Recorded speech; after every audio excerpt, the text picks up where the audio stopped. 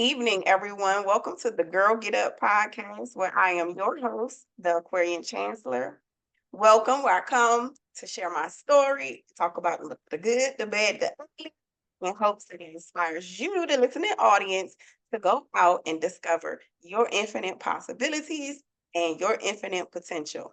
I also share my guests, and they come on out and they share their stories. So, without further ado, I was gonna get into my product services. I'm gonna leave that at the end because I'm so excited. Um, Dr. Jennifer Matthews here. Hey. She is a fellow podcaster. And before I allow for Dr. Jennifer to grace us with her presence as she explains who she is and what she does, I just want to get into the fact that we met on the Mamapreneur. Yep, the Mompreneur podcast that we just filmed live last Thursday, the day before my birthday. Whoop, whoop. And she was sharing, and sharing what she do and what she talk about on her platform, which is a true crime platform. She talks about crimes that have received a lot of publicity from the public. And that all that is due because of her expertise Mhm. in the criminal justice field. So this is going to be a really so out of the ordinary of what we usually talk about here, but I'm all for it.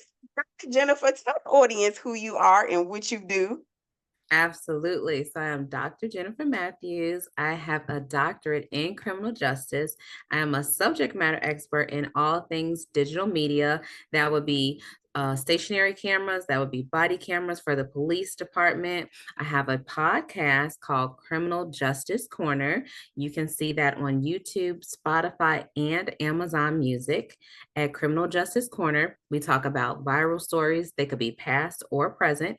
We give you the real details behind the story. We talk about all the details. And at the end, we give you actionable advice just in case you find yourself in that same situation. You could potentially get yourself out of that situation based on the tips that we give you. That's awesome. I'm sure, look, we all need that. We need that because Yes. we'll talk about what do you think about the recent uptick in crime? I think it's touched just about every community. I don't really listen to the news that much, if at all, for that very reason. No, I'm serious. So I'm coming with a criminal justice background. Would you agree with that about the uptick in crime? There's very much so an uptick in crime, and I actually live in Chicago, where we are always in the news because of crime. So it's a big deal here in Chicago, and it's not going anywhere, unfortunately. And I think that's one of the reasons why I do my podcast. And I always tell people I'm always looking for guests. And on my podcast, you don't necessarily have to be like me, have an education in criminal justice to be a guest, because guess what, crime affects everybody. You could be walking down the street, you could be a mom, a pop, you could be a young person, a old person, and crime could affect you. So Yeah. with my podcast, it is so needed. It is so relevant that I had to do something. I had to get out here and talk about it so that I could try and help people. No, my advice is not going to help every single person, but something I talk about might resonate with somebody that's listening. And that's why I thought a true crime podcast that actually not just talks about crime, but gives tips to people would be useful. Yeah, thank you for that. Um, Before we get into the current events or the current climate, I'll talk about your growing up a little bit. Sure. Um, talk about your home life and what um your family structure or family unit look like, because I do believe your family come from a background of criminal justice professionals, and how that swayed you going into that field. So I do come from a background of criminal justice. It first started with my grandmother, surprisingly. Yes, she is a Oh, diva, we but gotta talk she about grandma because I think that's a I I think that's love a her. dope thing right there. Yes, I love grandma. She was a Cook County sheriff originally. She is like the pioneer of the family with that. First, she was a sheriff. Then it went to my cousin. He was well, he's retired now. Then it went to my uncle. He's retired now as a sheriff. And then it went to my dad, who is also retired now as a sheriff. Then it went to my aunt. She's still a sheriff. She's the only one still there. And then it went to me. I was a sheriff, but I did not retire from there. I moved on to bigger and better things. But the drive was there because all of them had laid the foundation for me. When I was a kid, I did not want to be a sheriff, honey. Please know that. That was not like the jam. I was like, I wasn't like, oh, I'm gonna grow up and be a sheriff. That wasn't it. When I was young, I wanted to be a pharmacist, surprisingly. Oh, I okay. wanted to be a pharmacist, and my dad was like, "Yeah, that's not gonna happen." I'm like, "Huh? What do you mean I can't be a pharmacist? I thought I could be anything I wanted to be." He was like, "Yeah, anything but a pharmacist." When you're a doctor, you're just a doctor of craft. Exactly. So, but you know, like when you're young, your parents make the decisions for you. So Mhm, his thinking was if I got sued for malpractice. So he was like, no, you need a field where you won't have any repercussions for your actions. And I'm like, at the time, I'm like, this is terrible. I don't know what else I want to do. He's like, you're gonna be a teacher. And I'm like, I don't want to be no teacher, you know. right. He was like, that's easy. And I'm like, okay. So I did go to school to be a teacher, but I didn't really want to be a teacher. So, if your heart isn't in something, you're not going to do a lot with it. So I Mhm, went to school to be a teacher, and again, my heart wasn't in it. So they were hiring for the sheriff job, and I took the test, and 2 years later I got on with that. And so I literally dropped out of school at that time. This was back in mhm, 2006. I dropped out of school and was a sheriff for the next 10 years. And yeah, I was a sheriff for the next 10 years, and then I had my son.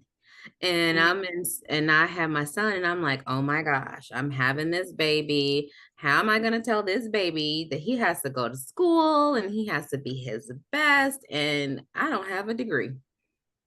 Mm. Okay. I'm like, she got to go back to school. She has Right. to, she has to set an example for him. He has Mm, to know that he has to be bigger and better than me. So that's what mhm, I'm thinking when I go back to school 10 years later after dropping out. mhm. And so at that time, I still like, okay, I'm gonna go back to school, be a teacher, because that was what I was told I had to be at that time. So when I went back to school, because when you're a sheriff, you do continuing education classes. So when I went back to school, so they pull up all my transcripts, and I'm like, yeah, I'm gonna be a teacher. And they were like, well, if you go to school for criminal justice, you'll get finished faster. Finished Okay. faster? I guess I'm going back to school for criminal justice. So the rest is history. So I just continued on with after my bachelor's degree. I did get finished faster. I continued on with my master's degree. It's a master's of management with a specialization in law enforcement administration. Mhm, I continued on with that, and I was like, okay, this is great. And then they, like, when you're a sheriff, there are like different programs that they have. They come to the sheriff's office and they're like recruiting you and stuff like that.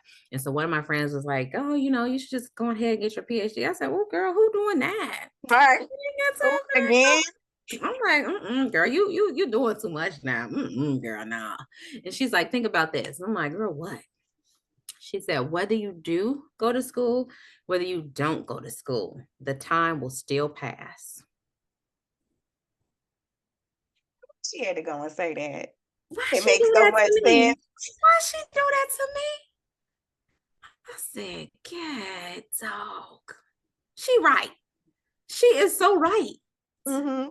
I'm like, I'm It like, makes sense. well, she right. Didn't that make sense? I'm like, she makes a lot of sense. So went back to get my doctorate. But in the process of getting my doctorate, I earned a master's of philosophy in criminal justice. So I have Oh, 4 degrees. Yes, I have wow. 4 degrees, girl. I was like, yeah, I set the bar like up here for my Yeah, you son. did. You did. I said that. And it was literally, I went back to get a bachelor's just to tell him, oh, you got to get a bachelor's. Lucky you. And Now, that's all this time, amazing. now all this time later, now he got to get a doctorate. now, now he just can't stop at a bachelor's now. He's so Right, right. mad. Like, he's so mad. When I It's be telling okay. him, I'd be like, nah, you got to get more than that, son. He'd be like, Mom, jeez. He's 11, so he'd be like, geez, Mom, you had to go and do all that. Yeah, I had to do all that. So That's pretty that's cool though. yeah, that's what, like shaped me in my whole career. And like all of my family, because like I said, they came from this background, they're like just rooting me on. They're like, go, go, go, go, go. And I'm Mhm. just like, thanks. They're like, you are bigger and better than us in, like taking what we did and just like making it your own. And they're like, we Mhm. love you for that. They're like, you're taking our legacy and you're creating a new legacy. And they just stand behind me in that. So I'm just super grateful for their support. And I'm super grateful that I'm able to tell my son that he has to do this. And like, even with my dissertation, with my dissertation, you have like a dedication part of it. And I dedicated to him because I'm like, I did all this for you. It wasn't for Yeah. me. If it was for me, honey, I wouldn't even went back. Because remember, I was done. I was like, Right. I'm a sheriff. I'm good. I got me a little career. I'm good. I went back just for him, my own child. I'm like, I went back just for you, just so you know that it was possible. That's just so you know that it was obtainable. So yeah, that's my Yeah. journey. That's amazing because you know what? I feel like we get and when I say we, fellas, please don't be offended. But I feel like Black women get a bad rap for getting an education. But Yes, it comes up a lot, in it different does. communities Yeah, where men say, "Oh, we don't want to hear about your degrees. We don't want to hear," they you know do. what I'm They saying? say that a It lot. when can you submit? Can you do this? Yes. I'm being facetious, but I'm No, I just know what saying you're saying. that we get a bad rap for education. But Absolutely. so standing on it and being proud of it and saying, son, as a Black man, we do have standards. I mean, you don't have to have 4 or 5 degrees, but Definitely do not. something. Hmm. Yeah. Don't be Yeah, what we call in a statistic, right. as they say. So Definitely. that was powerful. Um, how important was your family's mentorship throughout your career? Whew, that's a big one. So I would say even just going and taking a test, I was scared. Mhm, I'm like, like to take the test is like physical. It's like mhm. strenuous. It's like different metrics that you have to meet to get through it. And I was nervous. I was like, I don't know if I can do this. Like I literally hired a personal trainer just to prep me for it. I Really, did that's that. interesting. Yeah. Note to self, because I do talk about careers, but career pathing and planning is a really big aspect of the program, my Everyday Dreamers program, which we'll talk about at the end. Did you hear what she just said? She said she hired a personal trainer just to prepare herself. That's mindset. I'm sorry. I'm sorry. I Right? said Because I was note that. intentional about that thing. I'm like, because literally you have one chance. They Mhm. don't like off if you fail, they don't have offer the test again tomorrow. That's it. And mind you, I had waited when I put in an application, I waited 2 years for them to send me the yes, this is your testing date. Mhm. Because So of I the had investigations and stuff that they do behind the scenes. well, like think of it like so like they have so many hundreds of applicants. Yeah. So they have to get to me. And then once they get to me, then they start the series of steps that you got to go through. So you got to pass like 10 steps before they can even hire you. So one of Mhm. those steps is the physical agility part of it. So Mm-hmm. let's say they tell you, okay, now it's your turn for the physical agility part of it. You got 30 days, and this is your testing date. And this is it. If you miss your testing date for any reason, you're done. If you fail that testing date for any reason, you're done. Mm-hmm. So I done waited 2 years. You think I'm gonna mess that chance up? She wasn't Okay. gonna do it. I wanted to put my best foot forward on that day. And Mm-hmm. keep in mind, so I hired a personal trainer to get me in shape for that day. I knew all the rubrics, and guess what? It was still hard that day. It was still hard, but I passed. But it was still hard. Yeah. hmm Did they properly prepare you? Like you knew somewhat of what to expect I going in? definitely Like, knew okay, what I to know I expect. got to get at least 50 push-ups in a row. Yes. Yes. My personal trainer definitely prepared me. He knew we knew what was going to be on the test, but he definitely prepped me, and he was like, like not going easy on me. And of course he couldn't, because if he went easy on me, it would have been even worse. So Mhm. no, he did not go easy on me. He made sure I was prepared, and I did it. But with the day of, it comes those jitters. My personal trainer, well, I know him, so it's like we're going in there and we're getting it done, and I'm feeling good. But now these are strangers, and there are other applicants in the room, and now we're all in here together. So it was like kind of nerve-wracking. Yeah, that's the true definition of keep your eyes on your own prize. Like if that's a moment to focus on yourself, that would be Yes. it. Yes, but my family, they were all telling me like, you can do it, you can do it, you can do it. So their vote of confidence really helped. But Mm, at the end of the day, I had to go in there and do it. mm. Yeah, So you are a business owner. I Could am. you Two tell businesses. I have two to businesses. okay, could you tell the audience what you do? Yes. So my first business is my consulting business, Dr. Jennifer Matthews Consulting. At my consulting business, I consult for body worn camera services. So let's say you have a case where you were driving and the police pulled you over, and they have body worn camera footage of your case, and it goes to court. You and your attorney would hire me to review that body worn camera footage and help you get a better outcome on that case for you. So I will review that footage. I will analyze that footage. I could tell you guys what the police did wrong, if they did everything right. Or I could say, okay, the defendant did this wrong, the defendant did this right. This is how we can combat that in court. So that's what Mhm, my consulting company does. I also do video analysis, and I do video enhancement in my consulting company too. So let's say mhm, you have a ring camera footage and somebody came and stole a package from your front porch, but you can see their license plate on the camera footage, but it's blurry. You send that footage to me, and I can enhance that footage for you to get that license plate. So that's what I do also with the consulting company. That's what I do there. Then I have my second business, which is Paramount Security Analytics. We provide private security services for armed and unarmed security. For it could be apartment buildings, it could be retail services, it could be banquets, it could be festivals, it could be concerts. You name it, we could provide private security services for wow, that's amazing. That is some really kick butt stuff. it. It is, and to be a Black woman, like, I love that. I so champion that. I love it. I love it. Keeps me Okay. busy. I would imagine. I can imagine. Could imagine. Um, things. I was gonna ask you about the podcast, but before we Yes. get there, I want to just go on a little serious note for a second.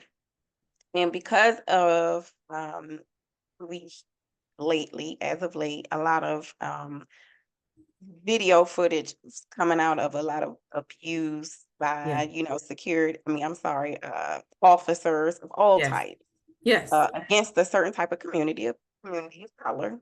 What are Absolutely. some safety tips and tricks or techniques rather for the community of color, black, what everybody, it doesn't even matter now because anybody can be a victim of brutality. Yes. What are some tips to keep us safe in our travels, in our homes? What do you say to that? And you know what? I get asked this question often. So I have these answers at the ready. So my first tip would be to listen to the commands, demands of the officer. That's going to be my first tip, is going to be comply. Now, please do not get me wrong. Please, please, please don't get me wrong. I'm not saying if they saying bark like a dog to do that. I'm not saying that. That's not what I'm saying. I'm saying if they're giving you lawful orders to please comply. That's what I'm saying. I'm saying let it's better to comply with their orders and live to tell about it versus being belligerent, being combative, than and letting it escalate, and you not being here and us seeing your case, you being one of my victims on my podcast. That's what I'm Yeah. saying. So that's always my first tip, is to comply with lawful orders. That's going to be my first tip that I give people. The second thing is going to be is to listen. A lot of times when we as people interact with the police, we don't even give them a chance, because I see it all the time on body camera footage. A lot of times the police officer could pull you over. You might just have a broken tail light, a bulb that's out, something like that. But guess what? We are already on 10 because we see whatever's on the news. We see, our cousin just told us about a time when they got beat up by the police. So we're already like, why are you stopping me? We're already like that. And they just wanted to tell us, hey, you got a broken tail light. I just wanted to tell you that. So, because we've escalated the situation, now they're going to look for something more because they feel like we're hiding something. And you could be Black, white, Puerto Rican, and Haitian, and that could be the case. So, my second thing is going to be just to listen. You don't even know why they pulled you over, unless you were doing something wrong. You could have been speeding, but I'm just saying, a lot of times we as people escalate the situation when it does not have to be escalated. And I see it personally, and that's where I'm speaking from, a place of personal experience. I see body camera footage all the time of people escalating a situation that does not have to be escalated. So those are going to be my first things that I'll tell people. Comply with lawful orders, and two, listen. Yeah. Attitude is everything. I don't Come on care. now. Come on now. Attitude is everything, because just like you said, it could have been something, but you were with the attitude and all that other stuff, it did turn a situation into something totally different. And that same attitude, I'm sorry, that same attitude, let's say you were speeding, but if you have a good attitude, you could get off with a warning. Mhm. That same attitude, that same positive attitude. And I'm not saying bow down. I'm not saying that at all. I'm just saying, I understand, officer, I was speeding. You're right. I was speeding. I should have been following the law. Yeah. And that's a positive attitude. Yeah. You didn't, Responsive is bend different. over backwards. You didn't do anything that was out of character, but that was not escalating the situation. Yeah. Because That's they're it. people too. Super They want to simple. go home too. Yes, they do. Yes, they do. They don't want to work late. They don't want to be writing paperwork for the next 2-3 hours. They don't. I kid you not. I know them. Not all of them, but I know a lot of them. They don't want to do that. They don't. So yeah, that would be my first, and always at the top of my list with takeaways. Okay, so I have a question. It just came into my mind. Sure. As a criminal justice professional, a legal professional, what do you think about the decriminalization and legalization, depending on where you are at in the states, of marijuana?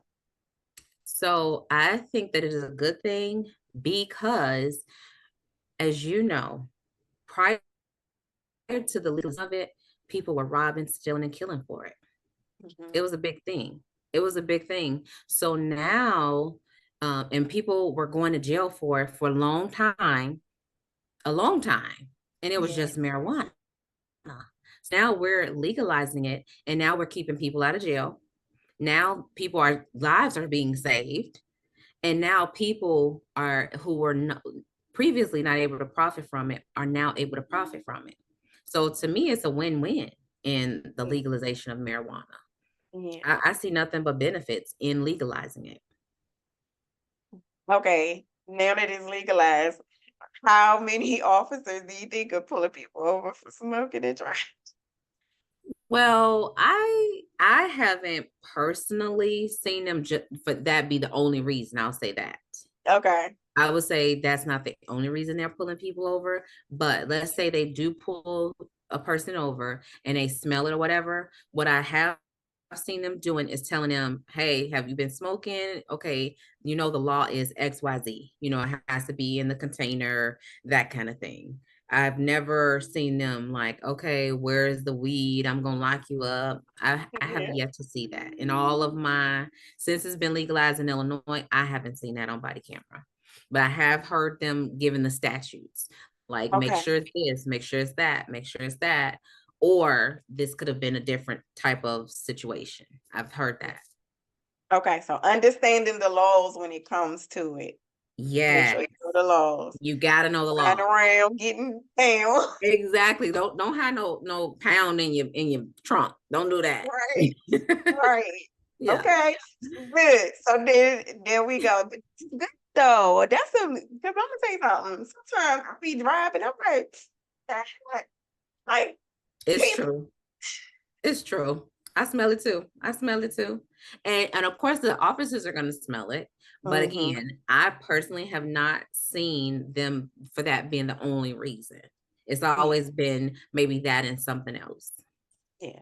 Like Do maybe you you're think speeding and and do mhm, because yeah. you la la la. Yes. So when they decided to enforce officers wearing body cams, Yes. how did that come about? Was that something that they talked to the people who were like the officers, the sheriffs, and got their opinion on it? Maybe like some type of process improvement initiatives where it helped decrease the liability of the department. How did that conversation take place within amongst the officers?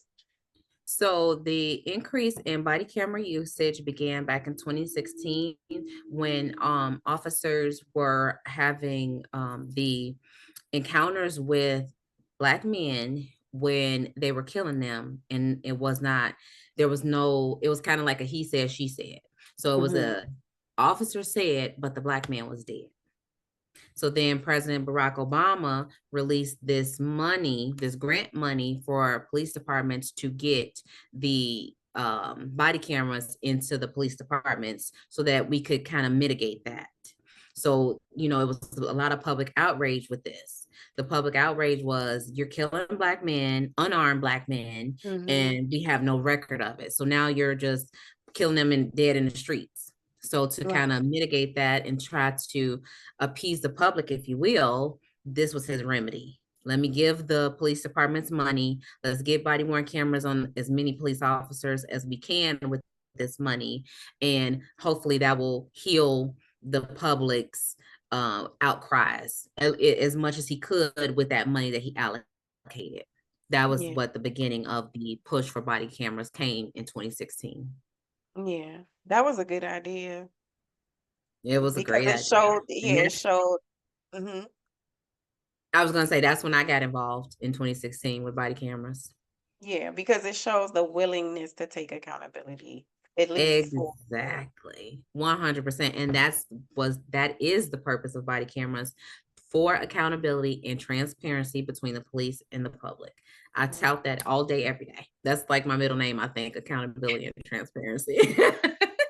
It's all I talk about. It's all I talk about, like accountability and transparency. Yeah, Yeah. that's that it's needed. It's needed. Yeah. We've been talking about it for centuries. Yeah. And I really feel like the body cameras can bridge the gap. I feel Yes. like if they're used properly, they have to be used properly because we know officers control them. We know Mhm. that. So they have to turn them on when they're supposed to. Of course, they can turn them off, but they have to turn them on when they're supposed to. They have to leave them on, and they have to release the footage when it's requested. That's the Yeah. other component that's not always followed. A lot of Mm. the footage is capped, so that's the problem there. So the body cameras, the tools are there, But if the people using those tools are not using them properly, that's the problem. Yeah. Is this like they say, the other way around? It's not the camera itself that's the problem. It's the abiding by the rules and the regulations and the oversight to making sure that Yes. those officers and making sure they turning them on. Yes. Now what's the rules around that? Are they supposed to turn them on every time they pull someone over, every time they approach a potential suspect or uh, someone of interest or person of So the interest? rule is when an officer is performing his job duties, so not Mm, just a traffic stop. So let's say they hmm. are interacting with the public. He or she should be recording. If they are Okay. with a body camera, they should be recording. So let's say you stop the police officer, say, "Hey, my purse was just stolen." That officer should be recording. Hmm. It could Okay. be any law enforcement function. If that officer is performing their job duties, he or she should be recording. Now, let's say they've taken the report from you, the suspect is no longer around. Now that officer can stop recording. Okay. But Which sounds that's the reasonable. protocol. That sounds Isn't reasonable. that fair? Look, isn't Yeah. that fair? We're not asking the officer to record their lunch. We're not asking Right. the officer to record their interactions with their coworkers. We're not asking for that. That's not what we're asking. We're asking them to record their interactions with the public during their job duties. That's what we're asking. All And right. you're also asking if, let's say you're like, hey, Mhm. I just, the officer took this report from me. Can I get that body camera footage? Now we're asking them to release that footage to you. Yeah. That's reasonable too. Yeah. You're entitled to that. That's reasonable. Why can't you have that? Yeah. It shouldn't be no issues. Yeah. But not every police department is following those directives. And that's where the problem also lies. So it's up to the internal investigators to then enforce or, kick it up the chain to make sure that those rules and regulations are enforced. Exactly. You got it. So You got then it. the police will police themselves.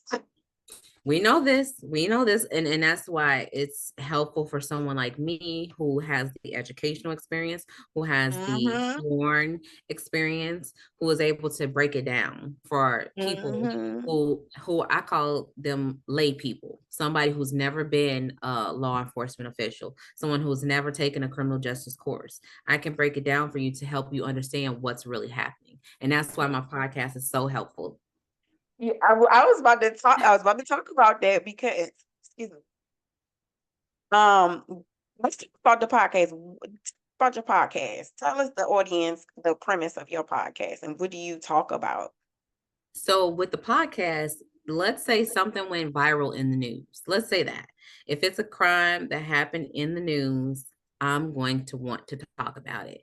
If it's something, that's like outrageous, I'm here for it. I'm like, let's break this down. Let's talk about it. Because a lot of times people are like, want to talk about or want to hear more about a case and they're wanting to hear the details and the facts, but they don't know what's really going on.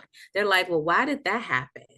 Well, why Mhm. this and why that? So in the podcast, I'm breaking those different aspects down and I'm giving you this is why that happened, or this is why that didn't happen, or it should have went this way, or it should have went that way, or this is why it didn't go that way. That's what happens on the podcast. Yeah. What is your favorite type of crime to talk about? I'm trying to see my favorite type of crime. Yeah. Hmm. My favorite. I don't know that I have a favorite because I like all. I'm like, I don't know if I So like, okay, a crimes of passion. She's just like, I'll just like talk um, about it. Oh, I it's the think maybe devil the in the complicated detail. ones. I was about to say maybe the complicated ones that have a Complicated. twist. I think those are the ones Mm, that I like. I think okay, those are the ones. What was your favorite case that you featured on your podcast? So my favorite case that I featured on my podcast, and I did a part two. I might have to go back and do a part three because it's still going on now. So my favorite one that I featured so far to date is Natalia Grace. So Natalia Grace is a young lady who has dwarfism, who was adopted. She was a foster child who was adopted from the Ukraine by parents in the US. And once they got her in their home, they alleged that she was dangerous. They alleged that she was an adult, and they alleged that she was abusive to their children and to them. And so, in turn, they re-aged her. Re-aging means they petitioned the court to change her birth certificate date to make her an adult. So when they adopted her, the court did it. Look, the court did it. A judge signed off on her new birth certificate. So they thought she was a child when they adopted her. When by the time the judge was done, he made her an adult. So what the family did, mind you, she's there in the US. When they got her new birth certificate that made her an adult, they got her own apartment, and they left her in that apartment and moved to Canada. Mm. And mind you, she has dwarfism. So they left her all alone in this apartment, moved to Canada. So then while she was there, like it was like a apartment complex. And so I think it was like some people like took notice of this, and like even like the authorities were called in, and so they like brought the family up on charges. They're like, y'all left her alone, and they're like, well, she's an adult. They still brought charges upon the family, and I believe they were found guilty of some different things of abuse with like neglect. I'll say that. Neglect. So then they came back and put her in a different apartment By herself. by herself. They did not let her come back and live with them. They was like, no, you can't live with us. They was like, no, we don't trust her. No, she can't live with us and our 3 kids. Okay. Okay. Because they said that she tried to kill the mom. They said she was trying to sleep with different men. Mind you, she's Yes, like, I heard that. mind you, she like 2 feet. Mind you. And they saying she doing all this. They saying she was coming after them with knives. She tried to poison the mom, all this kind of stuff. Okay. So then while she was living in the second apartment, a different family, they didn't know the parents, nothing. A different family let her, Natalia, come live with them. And so she lived with them for the next 10 years. So they were like, okay, we're going to adopt you. So this is coming current now. So they're like, we're going to adopt you. So Natalia's like, okay, what the old family did to me was terrible. I can't believe they did that to me. I'm going to live with this new family. I love my new family. They're great. I've been living with them for the past 10 years. They're going to adopt me. Great. So now she's with this new family for the past 10 years. They adopt her. Okay. Great. End of the story, right? Well, It no. should be. Exactly. It should be, right? No, it should be. But no, a couple of months after the adoption was official, she alleges that family abused her.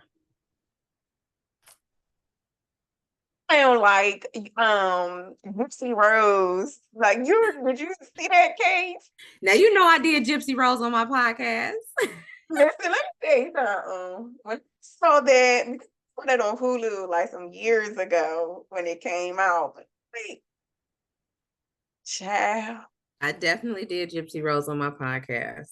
That was crazy. And Gypsy Rose was an old case. She spent 10 years in jail. Now she's out. She's married. Yes, she is. Yep. And now she's about to have a whole TV show on Lifetime, honey. Is she like a reality show? Yes, like a reality show. Yes, ma'am. Because you know Just she had talking a about when documentary. You know she had a documentary on Lifetime.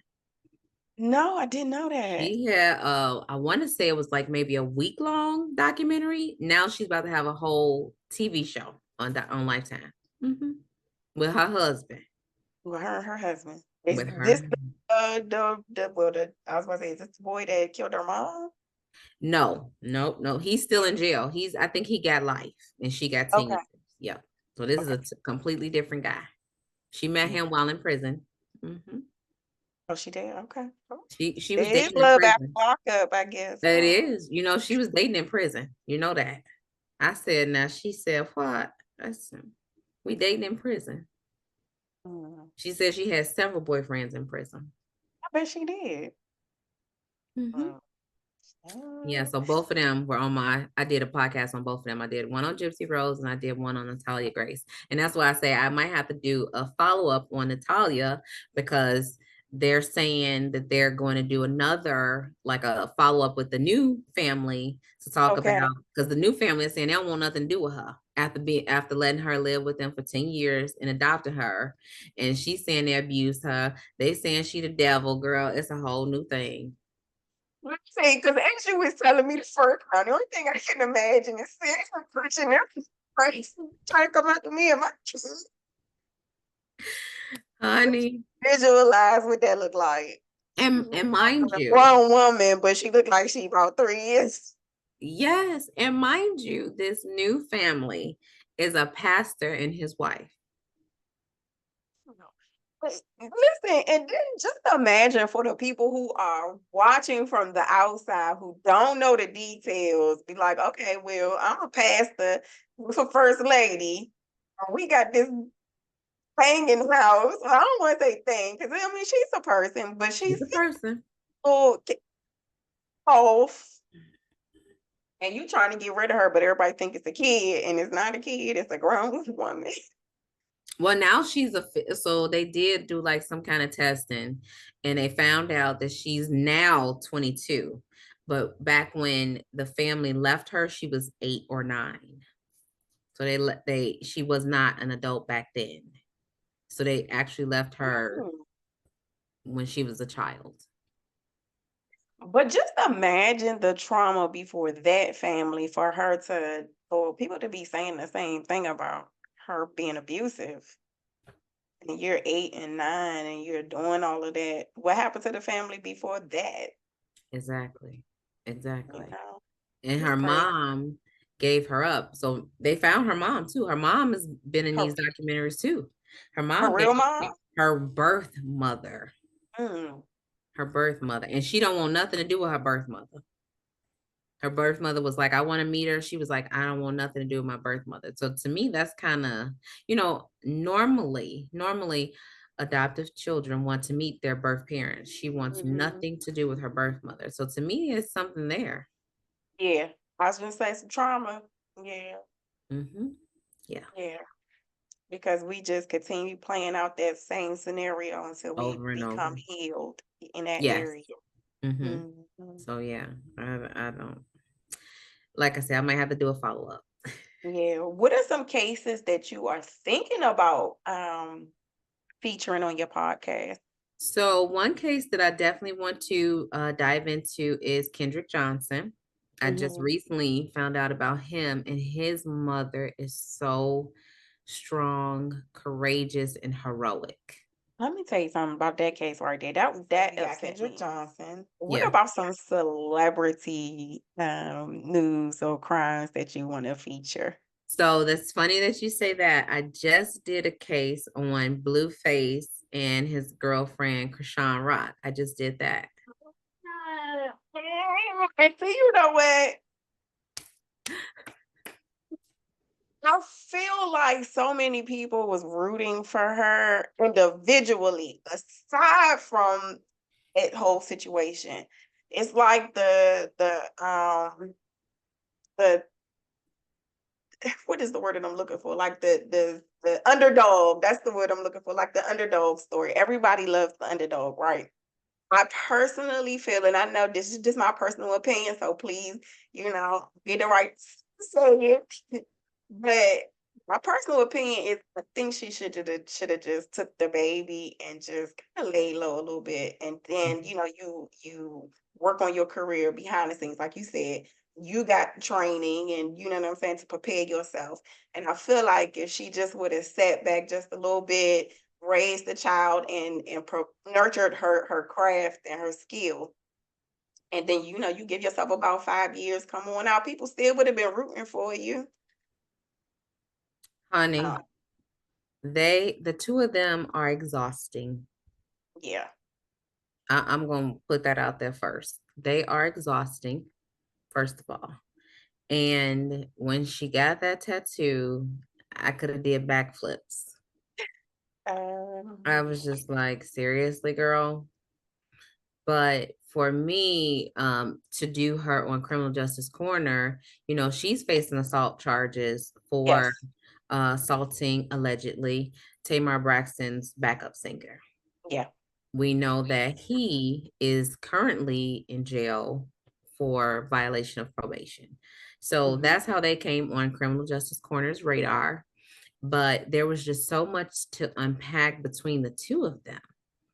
It was just a lot. And so, again, Yeah. exhausting. And then his mother is like always in the mix. It's just a Mhm. lot. And It's a I'm just lot. like, yeah, I'm just like, when will one or both of them get off that roller coaster? Yeah. Why don't they recognize the toxicity that is their relationship? And then I think it's a bad thing when you can monetize toxicity. Mm-hmm. Yeah. Because you know why? There are no winners. It will end Mhm. badly one day. One day. There's no good that's gonna come out of a toxic relationship. Yeah. It's But the no good thing good. about the good thing is you can get off the train anytime you so choose. That's the 100%. personal That is the choice. good thing. That is the good thing. But one of them got to get off, or Yeah. both, So or both. both. Mhm. But they're on it. I mean, he's in jail, thank goodness. But one of them got to get off, and she's like doubling down, my man, my man. Okay, girl. Okay. To what detriment? To what detriment? I don't want to keep reading about you in the news with all of these negative connotations. Yeah. Well, I'll say this because, like I said, I'm a big advocate for I'm sorry, the playing the devil's advocate is what I Okay. meant to say. And I feel like at the end of this, once she grows up a little bit more, I Yeah. feel like she's going to have a powerful testimony. I really do. Just by her background and her family background alone, and just to be able to overcome um that trauma Yeah. of It's a lot of trauma. her upbringing. Yeah. Yeah. Yeah. It's a lot. It's a For lot. gracing us I'll with say your that. presence. Thank you for coming to the Girl Get Up platform. Before I Thank let you. you go, this is a platform of encouraging people and motivating people to believe in their infinite possibilities. So, give us some Dr. Jennifer tips and techniques for going out and getting out of your comfort zone and discovering your infinite possibilities. Well, I would say don't give up. Don't give up. That's going to be the first thing that I would tell anybody is to not give up, because you never know what is possible if you don't give up on yourself, don't give up on your dreams, don't give up on anything that you think you might want in life. Mhm. Because if you give up, you'll never achieve anything. So if you just keep going, keep pushing, keep trying, you'll get there one day. That's Yeah. my girl get up. Don't give up. No, that's right. Thank you so much for sharing that with the listening audience. Thank you guys for listening. Before I let you go, let me remind you that I created the career curriculum for the self-starter, the career strategies for success guide, and the career strategies for the infinite dreamer. Together, they are the foundation of the Infinite Dreamers program. If you are a business owner, if you are a decision maker or a part of a homeschooling community and you are looking for a career curriculum designed for the youth today, ages between the ages of 16 and 25, please go over to the website www.yourinfinitedirection.com, or you can email me at jones@yourinfinitedirection.com, and I'll be happy to help you and your youth that you service. So with that, Thank you, Dr. Jennifer. We are going to close out and goodbye, everybody. Take care. See you next episode.